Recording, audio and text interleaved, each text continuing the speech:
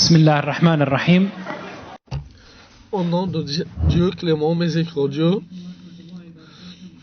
Assalamu alaikum. Je suis Khalifa Souidi de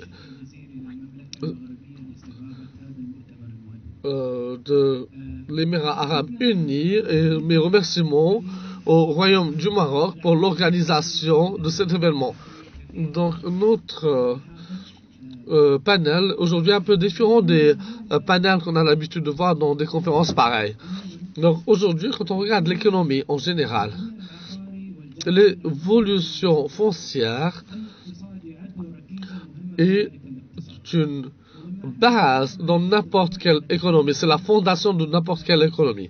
Donc quand on parle d'économie, bien, regarde le secteur du foncier, c'est un besoin pour l'habitat, oui, mais pas uniquement. Donc l'habitat est une chose essentielle dans n'importe quel pays au monde. Néanmoins,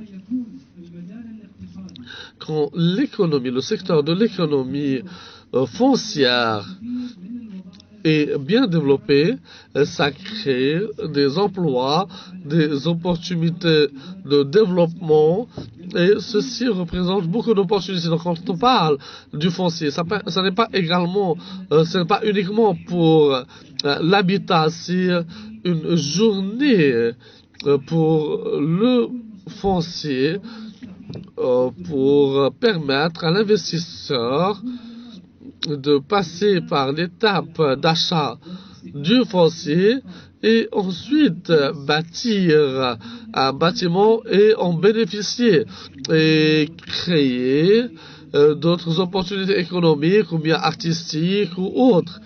Donc le foncier peut créer énormément d'opportunités pour attirer l'investissement.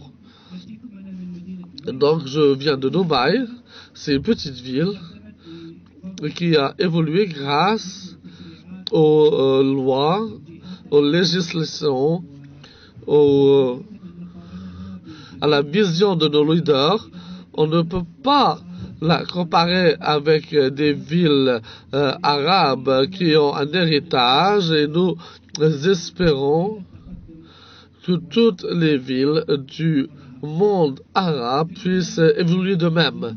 Donc mes invités sont Madame Badria, directrice de l'habitat du ministère de l'habitat, donc Madame Diwan Totowanga, coordinatrice de la politique du foncier en Afrique, et Monsieur Khalid Sadek Ibrahim, chef du conseil de développement du foncier dans l'Égypte, Madame Claudine Kalaki, qui est conseillère du ministre de la Finance du Liban, et Madame Myriam Jaja, directrice générale de la Jordanie, représentant la Jordanie.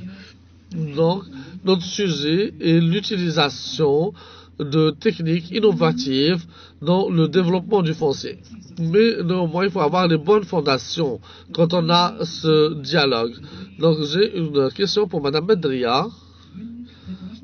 D'après votre expérience dans le domaine du foncier et le fait que vous soyez ici au Royaume du Maroc, est-ce que la législature, les lois qui existent dans les pays arabes et qui existent dans la région peuvent supporter le développement des techniques innovatives et modernes,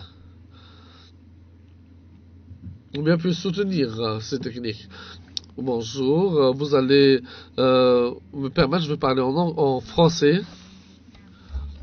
Très honorée de participer à cette troisième conférence arabe sur le foncier, et je tiens à cette occasion à remercier nos pays amis d'être présents avec nous et nos chers experts pour pouvoir partager, on va dire, les bonnes expériences en la matière. Je tiens aussi à vous dire que je suis très honorée